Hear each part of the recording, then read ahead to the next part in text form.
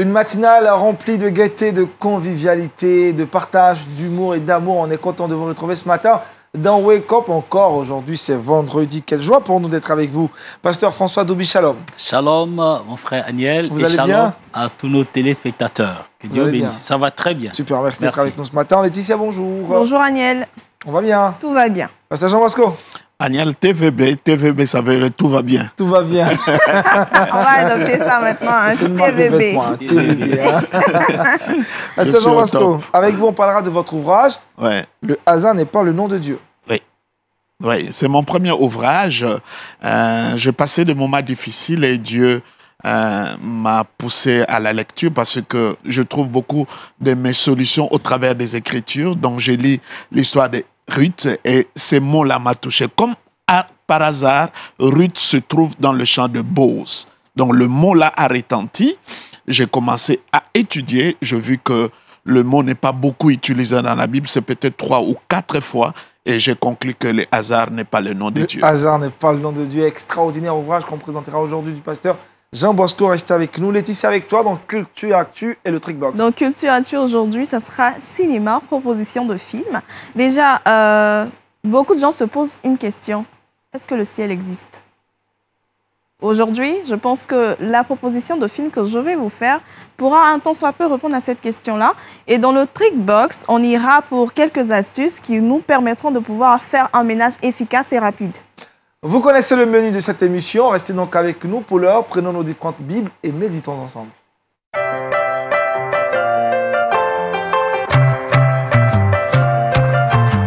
Avec le pasteur François Doubi, l'exhortation a pour thème l'importance du pardon.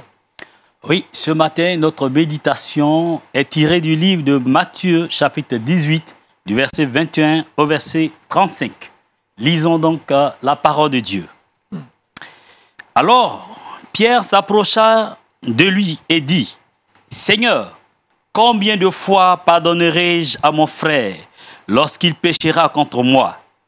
Sera-ce jusqu'à 7 fois? » Jésus lui dit, « Je ne te dis pas jusqu'à 7 fois, mais jusqu'à 70 fois 7 fois. C'est pourquoi le royaume des cieux est semblable à un roi qui voulut faire rendre compte à ses serviteurs.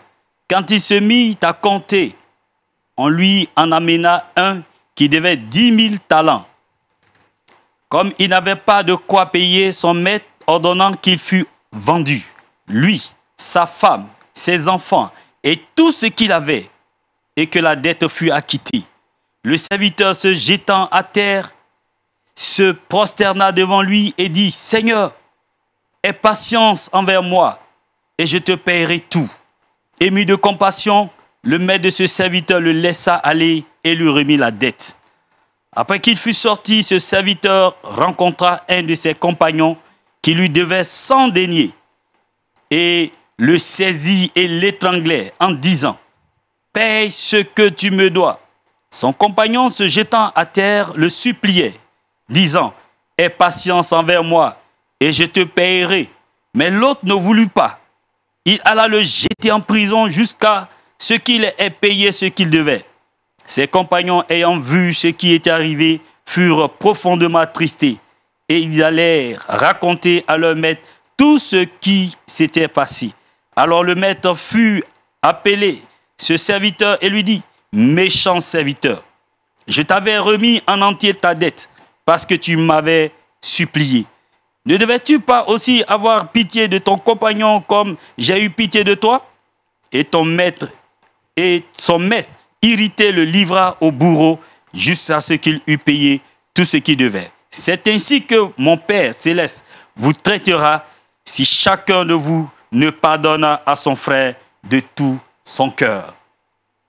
À ce passage, je propose le thème « L'importance du pardon ». Pourquoi il est très important de pardonner? Vous savez, dans la vie en société, il y a souvent des frictions. Il y a des offenses, souvent des offenses entre les uns et les autres.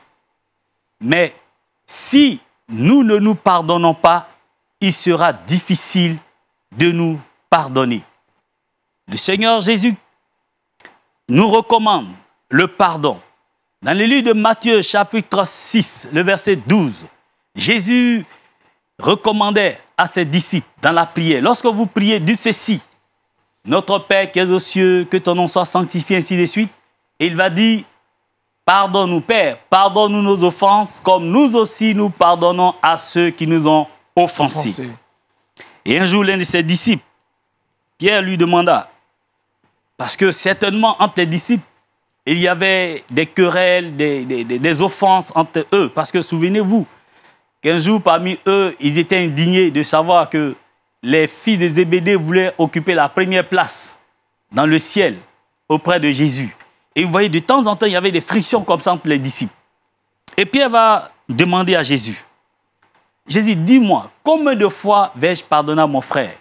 Parce qu'en une journée, surtout ceux qui sont en couple, ceux qui vivent la vie de foyer, savent combien de fois il y a des offenses, des querelles entre les mariés, c'est-à-dire monsieur et madame. Et même à l'église, entre les frères, il y a souvent des frictions. Entre les sœurs les frères et sœurs d'une même famille, il y a souvent des frictions. Mais si nous ne nous pardonnons pas, Dieu ne nous pardonnera pas. Si nous pardonnons les uns aux autres, Dieu nous pardonnera. Et c'est pourquoi Jésus va donner cette parabole pour pouvoir faire comprendre l'importance du pardon. Il y avait un monsieur qui devait 10 000 talents à son maître, mais qui n'a pas pu rembourser cette dette à temps. Alors son maître, voyant qu'il n'était pas capable de lui rembourser, décida de le mettre en prison, de vendre son épouse, de vendre ses enfants, vendre tous ses biens, afin de pouvoir entrer dans ses droits. Alors cet homme, voyant qu'il allait perdre toute sa famille et tous ses biens, s'est mis à supplier. Je te demande pardon, maître. Laisse-moi du temps et je te rembourserai. Le maître, ayant eu compassion de ce serviteur, lui a pardonné. La Bible dit, quand cet homme est sorti, il a rencontré l'un de ses amis qui lui devait aussi, cette fois-ci, c'est 100 deniers. Si je veux évaluer 10 000 talents, supposons que ça soit 10 millions de francs. Je fais une estimation. 10 millions de francs. Et 100 deniers, supposons que ça soit 100 000 francs. Tu devais 10 millions, mais tu as été pardonné. Quelqu'un qui te doit 100 000 francs, tu refuses de lui pardonner.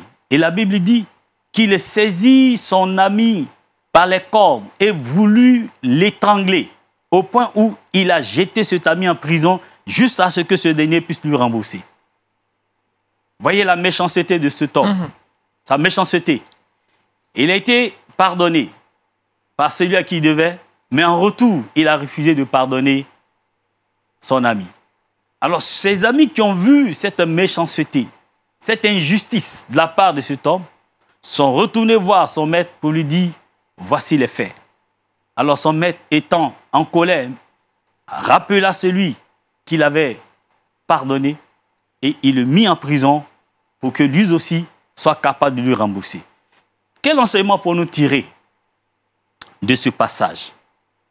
Si nous qui avons été pardonnés, la Bible dit que Christ est mort pour nous avant même que nous acceptions de marcher avec lui. Étant pécheurs, Christ est mort pour nous. Il nous a pardonné. Il est mort. Il a effacé nos péchés. Il suffit de croire en Jésus et ce miracle s'accomplit pour nous. Après avoir eu un si grand sacrifice, Jésus ayant payé un si grand sacrifice pour nous, pour que nous soyons pardonnés, à combien plus forte raison ne pouvons-nous pas pardonner à notre frère et à notre sœur ou à nos amis qui nous offensent? Ce qui est intéressant dans cela, c'est que notre bénédiction est rattachée au pardon. Si tu refuses de pardonner, c'est que tu refuses d'être béni. J'ai expérimenté cette réalité dans ma vie personnelle. Parce qu'à un moment de ma vie, j'en voulais à mon père. Parce que je trouvais qu'il était le problème que ma maman vivait. Je venais de finir la maîtrise et je voyais que ma mère était abandonnée. j'avais gardé la haine dans mon cœur contre mon père. Depuis lors, tout était fermé sur mon chemin. Quand je veux m'engager dans les fiançailles, les portes se ferment. Quand je veux m'engager dans le travail, les portes se ferment. Je ne savais plus où aller. La vie était sombre pour moi parce que mon cœur était rempli de haine contre mon père. Et un jour, pendant une prédication, le pasteur a prêché sur le pardon. J'avais un paquet de lotus dans ma poche. Toutes ces feuilles de lotus se sont épuisées en train d'essuyer mes larmes. Parce que je me reconnaissais. Mon cœur était rempli de haine. Et à cause de cette haine, je ne voyais pas ma fiancée qui était à côté de moi. Oh. Oui, elle était là. Mais je ne pouvais pas la voir parce que mon cœur était rempli de haine. Je vivais loin de Dieu. Je n'étais pas enfant de Dieu. Celui qui ne pardonne pas n'est pas enfant de Dieu. Quand ce jour, j'ai accepté de pardonner, mon frère, quelque chose s'est passé en moi. Le voile a été déchiré. Amen. Et le Seigneur m'a béni. Amen. Il m'a béni. Je ne veux pas entrer dans les détails. Il m'a béni. Il m'a donné la joie de vivre. Il m'a donné la paix du cœur. Il a effacé mes péchés et je me suis senti libéré. Jusqu'à aujourd'hui, je pratique cette vie. Dans mon foyer, je vous assure, nous n'avons pas la même culture. Souvent, nous nous offensons les uns les autres, mais notre force, c'est le pardon. Et c'est pourquoi ce passage m'a beaucoup marqué. Si nous pardonnons, Dieu nous pardonnera aussi. Mon frère, ma soeur, certainement tu es offensé par ta femme ou offensé par ton mari. Quelqu'un est offensé par son fiancé ou sa fiancée, par un parent, maman, papa. Et tu traînes encore cette offense dans le cœur. Tu refuses de pardonner. Tu dis, je peux tout pardonner, mais sauf ça. À cause de ce seul élément, tu fermes la porte de la grâce de Dieu sur ta vie. Dans le royaume de Dieu, il y a des principes de vie. Et l'un de ces principes de vie, c'est le pardon. Le pardon, je peux le comparer à une clé qui ouvre beaucoup de portes. C'est pourquoi j'ai dit, le pardon, l'important du pardon. Le pardon ouvre plusieurs portes dans notre vie. As-tu la haine contre une personne? Pardonne-lui. Car le Seigneur dit, pardonnez et votre Père aussi vous pardonnera. Que Dieu vous bénisse au nom de Jésus-Christ. Amen. Amen. L'importance du pardon, le pasteur François l'a dit ce matin, vraiment, vraiment, il faut pardonner. Pasteur Jean Bosco, le pardon est une puissance qui nous libère. Oui, à partir du passage que notre bien-aimé vient de commenter pour nous, il y a deux éléments que je retiens par rapport à ces deux ouvriers qui étaient en antagonisme. Simplement, c'est que nous devons comprendre que tout le mal que les autres peuvent nous faire n'est rien par rapport au mal que nous nous faisons à Dieu. Notre dette par rapport à Dieu restera toujours plus élevée par rapport à la dette de ton prochain, de ta femme, de ton mari. Et si Dieu a été clément, miséricordieux, gracieux vis-à-vis de vous, vous devez l'accorder auprès des autres. Ça veut dire la force de pardonner ne vient que du pardon que tu as reçu de la part de Dieu. Deuxièmement, lorsque Pierre pose la question, combien de fois je dois pardonner? C'est au moins 77 fois 7 qui fait 539 fois par jour qu'il faut pardonner. Si je dois pardonner 539 fois par jour, je crois que personne ne pourra épuiser le quota de pardon journalier. Mais ce que je retiens, si moi, en tant qu'être humain, Dieu me donne le pouvoir de pardonner 539 fois, et lui, Dieu, du haut des cieux, à quel niveau il n'est pas capable de me pardonner? C'est ce que je dis à nos bien-aimés, recevez le pardon de la part du Seigneur. Parce que j'aime beaucoup ce passage de la Bible qui dit, à celui qu'on a beaucoup pardonné, aimera beaucoup. Pourquoi les gens n'aiment pas Dieu? Parce qu'on ne les a pas prêché le pardon. On les a culpabilisés. On a beaucoup parlé sur le péché au lieu de parler de pardon de Dieu. À celui qu'on a beaucoup pardonné, aimera beaucoup. Si vous voulez que les gens aiment Dieu, parle du pardon. Ce n'est pas le péché.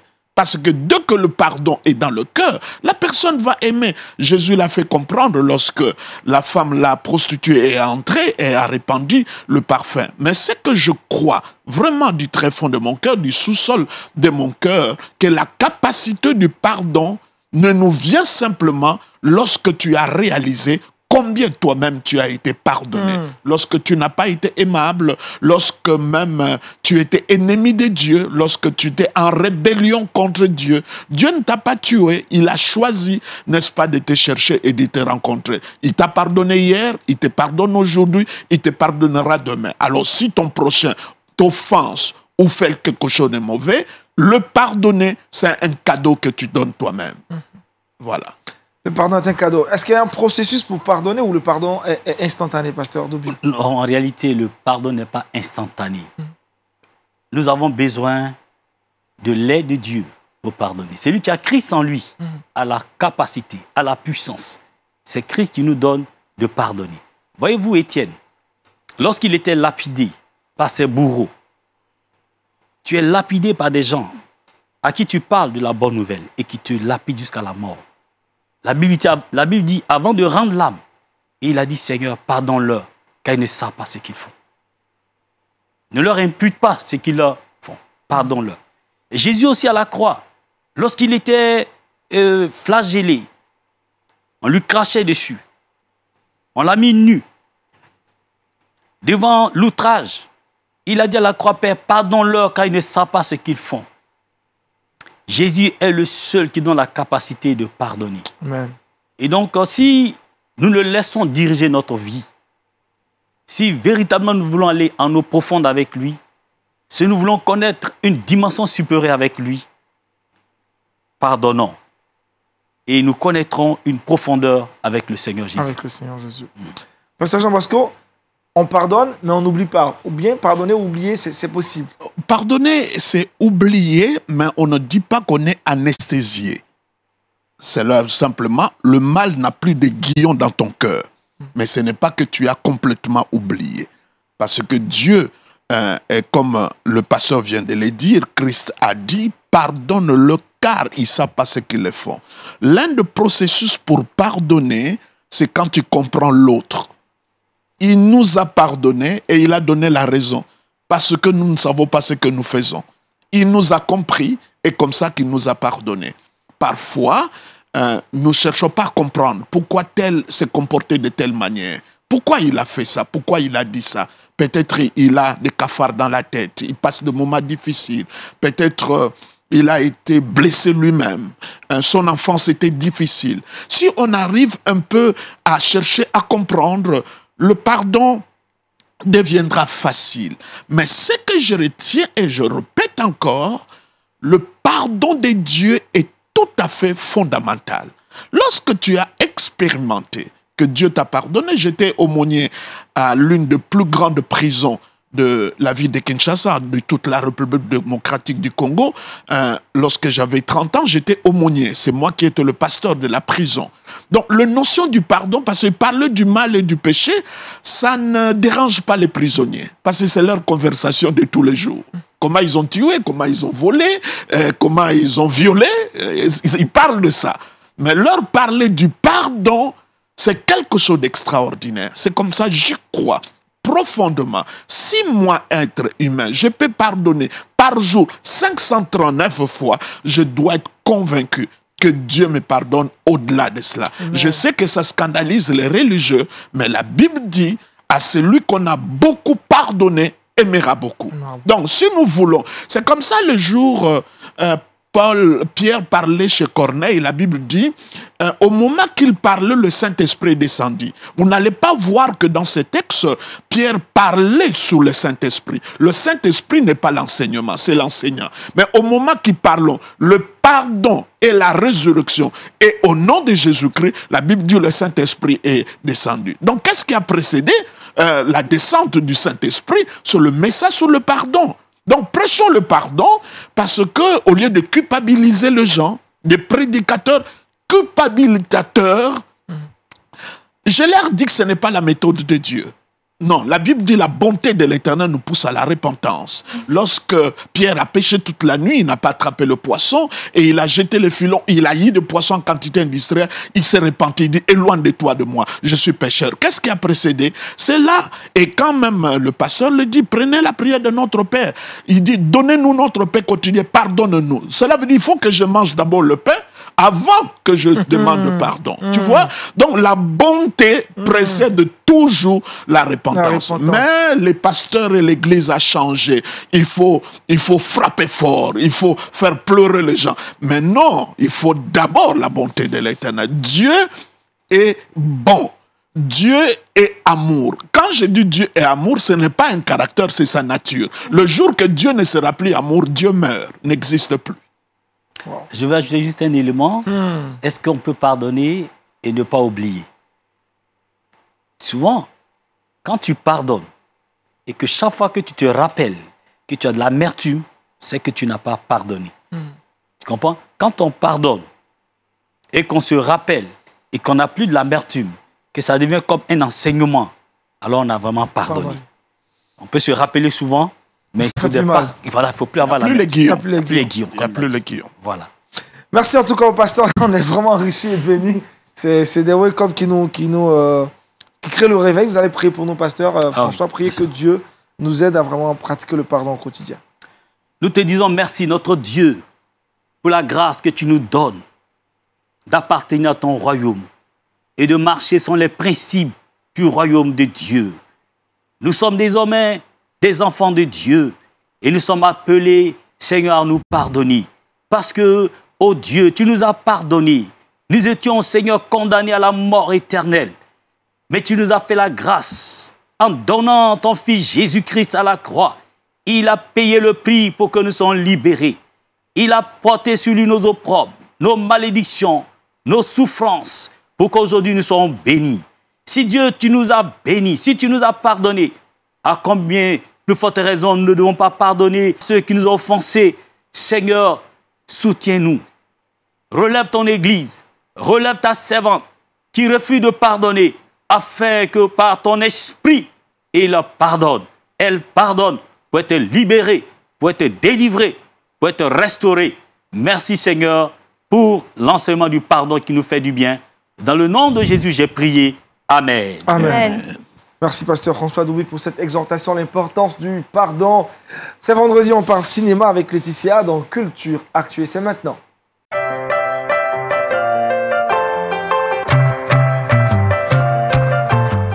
Avec Laetitia, nous parlons cinéma, proposition de film pour ce week-end. Proposition de film pour ce week-end. Aujourd'hui, je viens avec un film très enrichissant qui va nous plonger justement dans la question de l'existence. Est-ce que le ciel existe? Le titre de ce film-là, c'est « Et si le ciel existait ?» Une question qu'on se pose très souvent et par moments, on n'a pas véritablement de réponse. Quand j'étais beaucoup plus jeune, je me posais la question de savoir pourquoi Dieu nous a créés. Bon, si on n'était pas sur la terre, où serions-nous? T'as eu la réponse? Bref, tu diras ça au pasteur en fin d'émission. Oui, en fin d'émission. Alors, ce film-là, c'est tiré d'une histoire vraie qui va nous plonger dans la vie d'un jeune enfant de 4 ans qui s'appelle Colton. Colton va tomber malade et à la suite de cette maladie-là, il va rentrer au bloc. Et dans ce bloc-là, lorsque le médecin sera en train de l'opérer, il va sortir de son corps et il va voir tout ce qui va se passer autour de lui. C'est comme, on appelle ça, une mort imminente. Donc, il verra tout ce qui se passera autour de lui. Et lorsqu'il va revenir à lui, il va expliquer à sa maman un fait qu'elle a vécu. Elle a fait une fausse couche. Et lorsqu'il était sorti de lui-même, il a rencontré l'enfant qui est mort. Et l'enfant lui a dit, « Je suis ta sœur. » Donc, il a voyagé, il a rencontré les anges, il a été au paradis, il a parlé même avec Jésus. Et lorsqu'il revient, il parle de ça autour de lui, il parle de ça à son père qui se demande, son fils est devenu fou, qu'est-ce qui se passe? Est-ce que tout ce qu'il est en train de raconter est vrai? Tout le monde se pose des questions, on ne sait pas où on est. Alors, moi, je vais vous proposer tout de suite de voir la bande-annonce et on revient après. On en parle après. Maman? Oui, Colton? Tu savais que j'avais une sœur? Tu ne sais pas que Cassie est ta sœur? Non, que j'avais 2 sœurs. T'avais un bébé dans ton ventre et il est mort, c'est ça? Chérie, qui t'a dit que j'avais un bébé qui était mort dans mon ventre? Cette petite fille est venue vers moi. Elle m'a dit qu'elle était dans ton ventre et qu'elle est morte. Les douleurs que j'ai pu ressentir n'étaient rien comparé au fait de regarder mon fils se battre contre la mort. Certains infirmiers ont déclaré que votre fils avait très peu de chance de survivre. Ils parlent de miracles. Mon fils a vu des choses que je n'arrive pas à expliquer. Il a vécu une expérience de mort imminente? Je me suis envolée et j'ai regardé en bas et maman était toute seule et toi, tu étais dans une autre pièce. D'après une histoire vraie. Ça fait des heures qu'il regarde le ciel. Qu'est-ce qui se passe avec Colton? Quelquefois, il dit des choses bizarres. T'avais un grand-père que t'appelais Pop, c'est ça? Il est mort quand j'avais à peu près ton âge. Il est très gentil. Tu as vu mon grand-père? C'est cet homme que tu as vu? C'est lui. Oui, c'est Pop. D'après le best-seller du New York Times. Chérie, il paraît que tu as frappé un garçon aujourd'hui. C'est parce qu'il se moquait de Colton. Est-ce que Cassie va avoir une fessée? Non, non. Je vais lui apprendre à cogner sans se faire mal à la main. Cette saison, j'ai envie de croire mon fils, mais tout ce qu'il raconte paraît impossible. On est tous prêts à t'aider, mais on doit protéger notre congrégation. Les gens ne me croient pas, je sais. Certaines personnes ont peut-être peur de croire. Tu ne crois pas qu'il faudrait qu'on parle un peu plus de cette vie? élucider le mystère. Tu crois que mon fils est allé au paradis? Faut pas que tu t'inquiètes, il m'a dit que tout allait bien. Il voit les choses différemment. Découvrez la vérité. N'avons-nous pas déjà entrevu le paradis? Dans le premier cri d'un bébé, dans le courage d'un ami, dans l'amour d'un père et d'une mère. Je le vois, donc j'y crois. Et vous? Et si le ciel existait? Et si le ciel existait? Ça nous donne envie de regarder, Laetitia. Oui, ça nous donne envie de regarder justement. Et le réalisateur, au travers de ce film-là, veut montrer au monde que Dieu est le maître de toutes choses, de toutes circonstances. Et il est important pour nous que nous croyons que Dieu existe, que le ciel existe. Commentaire, pasteur François Doubi? Moi aussi, pendant mon adolescence, je me suis posé ces questions comme ma sœur. D'où est-ce que je viens? Pourquoi est-ce que je vis? Et où est-ce que je vais après la mort? Et donc, dans cette curiosité, le Seigneur m'a fait la grâce d'avoir la réponse à ces trois questions. Donc, si aujourd'hui je vois l'extrait de ce film qui confirme la parole de Dieu, qui confirme que le ciel existe, cela ne fait que me reconforter. Voilà. C'est un film qui est tiré d'une histoire vraie, un best-seller du New York Times. Effectivement. Un ouvrage qui a fait vraiment, à l'époque, vraiment un grand succès. Une histoire vraie, en tout cas. Pasteur Jean Bosco, le ciel existe, hein, on se pose parfois la question et... Oh, ça existe, mais je suis beaucoup plutôt préoccupé par ce qui se passe sur la terre. Mais le ciel existe. Le ciel existe. Mais ce n'est pas une réalité que nous pouvons vivre simplement par l'expérience de la mort. Tu peux les vivre aussi tout en étant vivant. L'apôtre Paul dit « absent du corps mais présent de l'esprit ». Ça veut dire si nous voulons comprendre et contempler le ciel, nous pouvons le contempler à partir de notre homme intérieur. C'est comme ça l'apôtre Paul, quand il dit des choses que les oreilles n'ont pas entendues, que les yeux n'ont pas vues, qui ne sont pas montées dans le cœur. Mais pourquoi quand il parle du cœur, il parle en termes de montée? Parce que le cœur, c'est le ciel. Les débats qu'il y a eu entre Job et Dieu, ce n'est pas au ciel, comme au-dessus de notre tête, parce que Dieu habite une lumière impénétrable. Le diable ne peut pas pavaner, caracoler autour de Dieu. Il va se griller. La conversation de Job, de Dieu et de Satan s'est passée dans le cœur de Job. Le cœur de Job, c'est le ciel. C'est comme ça, il est important que nous puissions le réaliser. Ces films-là nous parlent du ciel comme au-dessus de nous. Mais chaque jour, je crois que notre cœur, c'est le ciel. C'est là où il a choisi d'habiter. Nous sommes l'habitation de Dieu. Ça veut dire, il est possible qu'à chaque jour, tu sois un être céleste tout en étant ici sur la terre des hommes. Clair. Laetitia, où est-ce qu'on retrouve ce film? Ce film est disponible sur toutes les plateformes de téléchargement légales. C'est vendredi aujourd'hui, nous avons présenté un ouvrage très important, mais bien avant la présentation de cet ouvrage, on marque juste une pause publicitaire. On se retrouve juste après.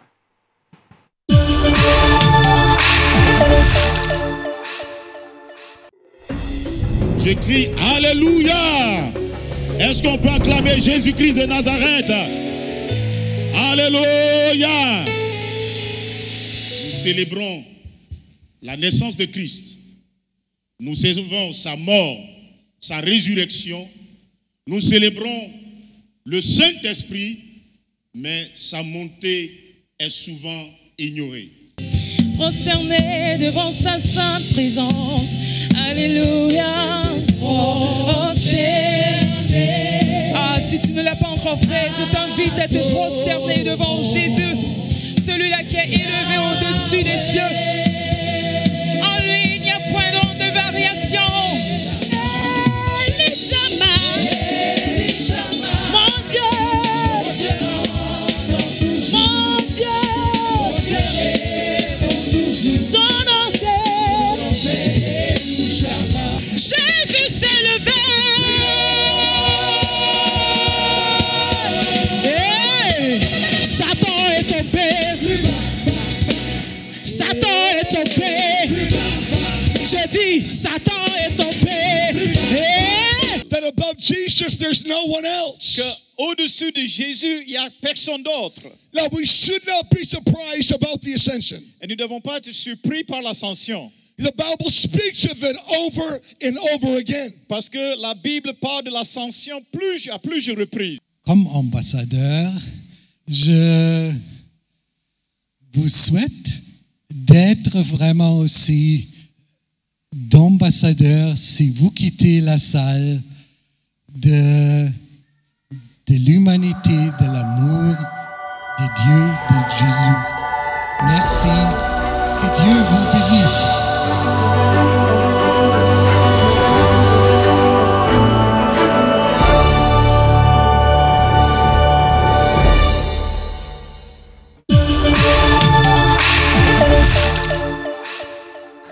Retour sur le plateau de Wake Up, c'est vendredi. Aujourd'hui, dans l'affiche, on présente un ouvrage. Le hasard n'est pas le nom de Dieu, du révérend Jean Bosco Kindomba. Il est sur ce plateau. Bonjour encore, révérend. Bonjour. Vous allez bien? Je suis au top. Super, TVB. Hein. TVB. Tout va bien. Alors, le hasard n'est pas le nom de Dieu. C'est bien le titre de l'ouvrage. Oui, c'est mon premier ouvrage quand je me suis mis à l'écriture. Et comme je l'ai dit, j'étais en train de méditer, d'étudier dans les livres de Ruth, qui est un très bon livre et qui parle de l'histoire de la rédemption. Et le mot hasard m'avait beaucoup touché. Avant d'aller plus loin, pasteur, on va marquer juste un arrêt pour rappeler à nos téléspectateurs qu'on est bien dans la rubrique à l'affiche.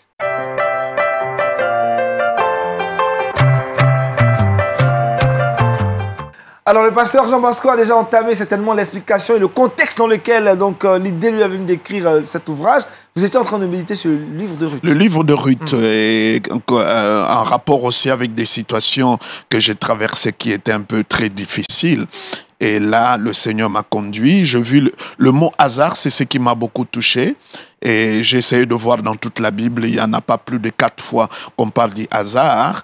Et là, j'ai compris, est-ce que la vie a le hasard? La grâce est venue par Jésus-Christ, la loi par Moïse, mais qui a amené le hasard? Est-ce que c'est une chance, ce qui nous arrive ici sur la terre? Est-ce qu'en tant qu'enfant de Dieu, je peux parler de hasard? Je peux parler, n'est-ce pas, de la chance? Et j'ai minutieusement allé en profondeur de ces livres. J'ai compris que la plupart des choses qui nous arrivent, c'est pas le fruit des hasards. Dieu est toujours derrière ce que nous vivons, quoique nous ne comprenons pas. C'est lui le metteur en scène, celui qui est le réalisateur. Vous voyez ici, nous sommes en pleine émission, les caméras, les journalistes, mais il y a quelqu'un qui choisit les images, qui choisit tout ce qu'il faut pour que le peuple puisse les consommer dans leur télévision. Donc Dieu aussi, c'est notre réalisateur.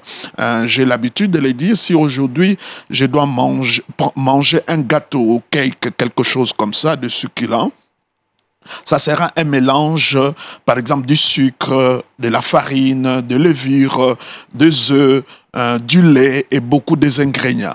Et ces ingrédients-là, d'une manière séparée, il y a des choses qui sont comestibles, il y en a d'autres qui ne sont pas comestibles. Je peux boire du lait ou mais je ne peux pas prendre la farine crue. Donc la vie est faite de choses comme ça, les bonnes comme les mauvaises. Mais c'est quand on mélange ça que ça devient le gâteau. Mais c'est pareil, il y a des choses que tu vas apprécier et d'autres que tu ne vas pas apprécier. Notre vie, c'est vraiment la somme de tout ce que nous avons vécu. C'est ce que nous voyons dans la vie de Ruth. Ruth a perdu, n'est-ce pas, son mari, il a perdu son beau-père, il a perdu aussi, resté à Moab, sa ville d'origine. Elle a suivi une femme, Naomi, qui était presque vieille. Elle arrive dans un pays où elle était étrangère. Le Dieu de ces pays-là n'était pas ces dieux-là. Elle, qui était déjà femme mariée, va se trouver comme glaneuse au lieu d'être moissonneuse. Et voilà. Et derrière tout ça, Dieu l'a menée à quelque chose d'extraordinaire, de rencontrer Boz. Le Boz, par Boz, n'est-ce pas, Jésus-Christ est né. Donc vous comprenez que tout ce qu'il a vécu, la mort de son mari, de son beau-père, le voyage qu'il a fait, suivre Naomi, n'a pas de sens aussi longtemps qu'elle n'a pas compris Boz. C'est ce que je dis à nos téléspectateurs. Ta vie n'est pas le fruit des hasards. Tout ce que tu es en train de vivre maintenant, le jour que Dieu va le rassembler, ça te prépare à être quelqu'un de formidable et d'extraordinaire. Extraordinaire. C'est un ouvrage de 171 pages, divisé donc en 3 parties. La première, une histoire qui commence mal. La deuxième partie... Une histoire qui commence mal. Ouais. Il y avait la fin, n'est-ce pas, à Bethléem. Bethléem qui veut dire maison de pain. Et Abimelech et sa femme ont pris la décision d'aller à Moab. Donc l'histoire commence vraiment très mal. On ne pouvait pas savoir qu'à partir de cela, ça peut aboutir à quelque chose de bien. Il y a des histoires qui commencent mal. Il y a des histoires vraiment chaotiques. On ne peut même pas pronostiquer sur cela. Mais ce n'est pas pour autant que Dieu, lui, de son côté, ne travaille pas. Donc Dieu agit même lorsque ça paraît qu'il n'agit pas, parce que c'est lui qui tire les ficelles derrière. Notre vie n'est pas le fruit des hasards. Lorsqu'il t'a envoyé sur terre, il sait pourquoi t'a envoyé. C'est lui qui a fabriqué ce stylo, ne se pose plus la question pourquoi il a fabriqué les stylos. Et quand Dieu t'a envoyé, il sait. Pourquoi ce stylo est noir, pourquoi le micro est noir, même la couleur du micro, parce que nous devons le tenir à chaque instant pour qu'il ne se salisse pas, la forme et la couleur. Tout ce que vous avez, la taille, votre manière, les parents par lesquels vous êtes passés, même si ce sont des sorciers, Dieu, celui qui a choisi, parce que les parents, ce n'est pas notre choix. Et tu ne peux pas me reprocher, ah non, ton papa est sorcier. Est-ce que tu dois me reprocher d'avoir le papa que j'ai, parce que je ne l'ai pas choisi? Dieu qui l'a choisi, il sait pourquoi, que c'est par lui que je devais atterrir ici, sur cette terre. Donc, la vie, oh, mon fiancé m'a abandonné. Oh non, j'ai eu ce problème de divorce.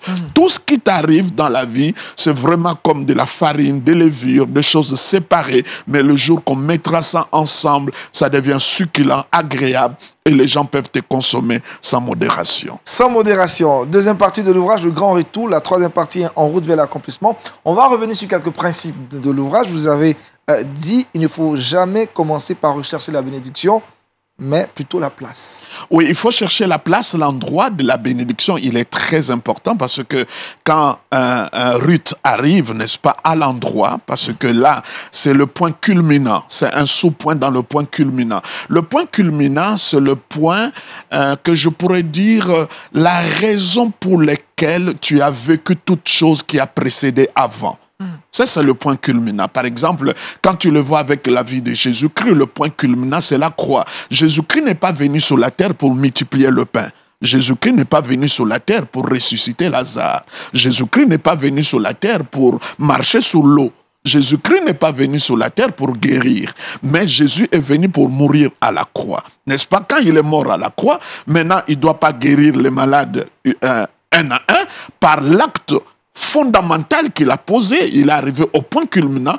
Tous nous pouvons être guéris, tous nous pouvons être bénis. Cela veut dire, tout ce que tu as vécu dans ta vie, tu arriveras à un moment, c'est ce que j'appelle le point culminant. C'est comme Ruth, le point culminant, c'était de rencontrer Boz. Et il ne faut pas rater le point culminant. S'il vous plaît, ne rate pas parce que c'est un occasion en or, c'est une opportunité extraordinaire. Dieu te place à un endroit, tu dois réaliser ça, c'est l'endroit qu'il faut. Et pour elle, c'était Boz. Et quand il arrive cette étape-là, c'est Naomi maintenant qui va le coacher. Il dit, change tes habits, parfume-toi, observe, va te mettre à ses pieds. Donc tout ça, c'était le processus pour arriver à la place au lieu de chercher la bénédiction. Comment connaître la place? Comment savoir qu'on est arrivé à la place?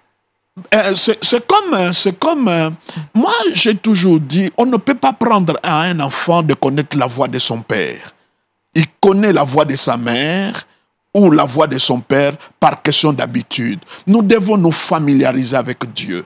Nous devons vivre la vie de Dieu. Et beaucoup de choses seront faciles pour nous. Nous allons, et ça c'est personnel, c'est individuel. Notre sensibilité spirituelle. Vous savez, moi quand j'arrive chez moi à la maison, même quand je tousse, ma femme peut distinguer, ça c'est mon mari, c'est quelqu'un d'autre. Elle ne peut pas le confondre.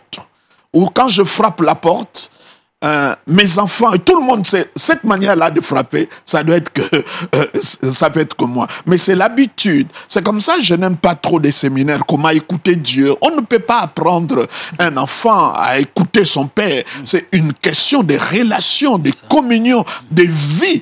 Hein, n'est-ce pas? C'est ce qui est important aujourd'hui. Il y a des séminaires, comment discerner la voix de Dieu, comment écouter 40 pas pour écouter Dieu. Tout ça. Ça fatigue toutes ces choses-là. Non, c'est une question de relation, n'est-ce pas? Comme on est là, si on s'habitue, si tu parles en dehors du plateau, je saurais que c'est Ariel qui parle. Parce qu'on est habitué. Ça veut dire, quand tu arrives ça, je ne peux pas te dire, on a des sensibilités différentes. Je ne peux pas te dire, voici ce qu'il faut faire. Non, non. Mets-toi dans, vraiment, acclimate-toi, vis la vie de Dieu, sois en communion avec lui. Quand il va te parler, tu ne vas pas le confondre. Est-ce que tu peux comprendre qu'une femme qui confond la voix de son mari avec la voix de son professeur ou de son patron, ça sera scandaleux. N'est-ce pas scandaleux? Plus que tu vis avec ton mari, quand il parle, tu sais que c'est lui. Donc, comment tu dois connaître l'endroit? Mais vis avec Dieu. Elle était là avec Naomi, qu'on pouvait bien comprendre que Naomi le dit. Et là aussi, on a besoin d'un coach. On a besoin d'un entraîneur. On a besoin d'un timonier, d'un éclaireur, de quelqu'un, n'est-ce pas, qui peut te montrer le chemin. Parce que Dieu peut te parler, parfois par la voix, n'est-ce pas, de la personne. Moi, je me rappelle un jour, le soir très tard, j'étais fatigué, mais je devais aller prêcher encore. Et quand je me suis rhabillé, mon fils m'a dit, papa, tu sors encore. Le mot encore a jailli comme Dieu me parlait. Je ne suis pas sorti. Effectivement, là où j'allais partir, il y avait un danger. Alléluia. Donc Dieu utilise tous les moyens, tantôt d'une manière, tantôt d'une autre. C'est nous qui ne faisons pas attention. Dernier principe sur lequel on va certainement, vous allez donner votre avis sur cette question, vous l'avez dit, le plan de Dieu dans la vie d'une personne va toujours au-delà du champ de sa propre vie. Oui, effectivement, c'est comme ça. Abat le tribalisme, abat le régionalisme, abat, n'est-ce pas, le corporatalisme, abat le racisme. Quand Dieu te bénit, il ne te bénit pas pour juste le milieu dans lequel tu te trouves.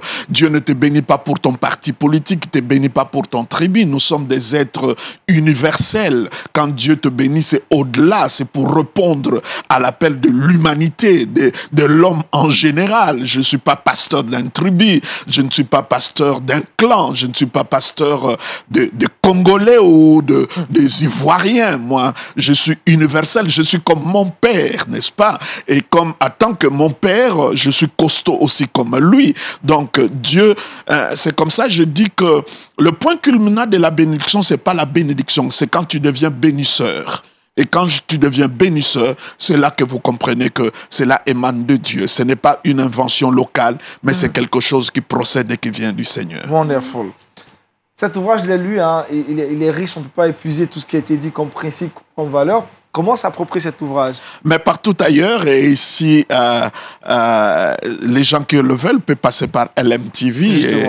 Et c'est un très très bon livre. J'étais surpris à quelques mois, j'entrais dans l'avion, j'étais en business class, j'ai trouvé une femme en train de les lire, il m'a regardé, il dit, c'est toi l'auteur. C'est sur les airs, j'étais merveilleux. Et malheureusement, elle manquait quelques pages dans son livre. Donc l'imprimerie, heureusement, j'avais un livre de l'échange, je l'ai donné. Et elle était très contente, elle m'a rendu témoignage. Ça bénit beaucoup de gens, ça galvanisé, oxygéné la foi de beaucoup de personnes qui sont parfois des moments découragés, qui ne comprennent pas ce qui leur arrive dans la vie. Tout ce qui nous arrive, Dieu est derrière. Rien ne peut le surprendre et rien ne peut l'étonner. Il est au-dessus de tout et il est parfait dans ses perfections. Amen. Puissant. Merci donc au pasteur Jean Bosco. Je rappelle, le hasard n'est pas le nom de Dieu. Si vous voulez vous procurer de l'ouvrage, contactez donc LMTV. Plus 225 07 09 309 309 plus 225 07 09 309 309.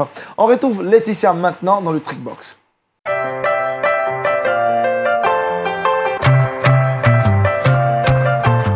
Avec Laetitia, nous parlons des astuces pour un ménage rapide.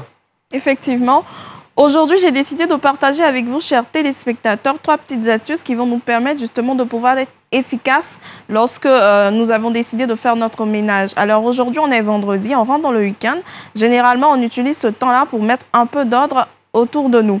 Alors la première des choses qu'on va faire, c'est qu'on va ranger en amont. Ranger en amont, c'est-à-dire on va, voilà, lorsqu'on, par exemple, sur un plan de travail, on a une étape A, une étape B, une étape C. Lorsqu'on termine l'étape A, il sera important pour nous de ranger avant de passer à l'étape B. Comme ça, lorsqu'on va entamer le ménage approfondi, on n'aura pas à courir dans tous les sens. Je dois mettre ci là, je dois mettre ça en haut et en bas. Voilà.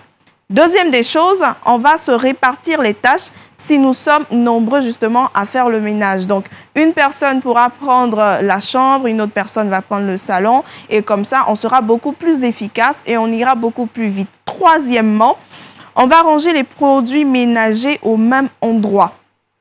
Généralement, tout ce qui va concerner la cuisine est dans la cuisine, la douche est dans la douche. Il serait important pour nous d'avoir un placard, par exemple, où on pourrait ranger tout ce qui est ménage. On met les torchons ensemble, on met tout ensemble et comme ça, ça va nous aider, ça va nous faciliter justement le ménage. Alors aujourd'hui, ce qu'on pourrait retenir de ces astuces-là, c'est premièrement, ranger tout en amont. Deuxième des choses, on va repartir les tâches. Et la troisième des choses qu'on pourrait faire, c'est de ranger tous les produits qui vont nous aider dans le ménage dans un même endroit. Super. Pasteur, vous arrivez de faire le ménage à la maison? Oh, bien sûr, hein, on a besoin de faire le ménage pour pouvoir être organisé et puis être efficace et efficient dans ce que nous faisons. Vous le faites avec madame, les enfants? Oui, bon, il y a des domaines où madame s'en charge parce que les hommes ne peuvent pas s'occuper de tout ce qui est petits détails. Les femmes le font et les hommes ont leur part. On leur part. Pasteur Jean-Bosco, et vous, le ménage? Je ne le fais pas, je le fais beaucoup d'années. Et aujourd'hui, avec mes charges, j'ai engagé des gens qui le font pour moi. Ils le font tranquillement, ils le font bien d'ailleurs. Laetitia, le verset boussole? Le verset boussole d'aujourd'hui, c'est en Matthieu 6, le verset 12. Pardonne-nous nos offenses comme nous aussi nous pardonnons à ceux qui nous ont offensés.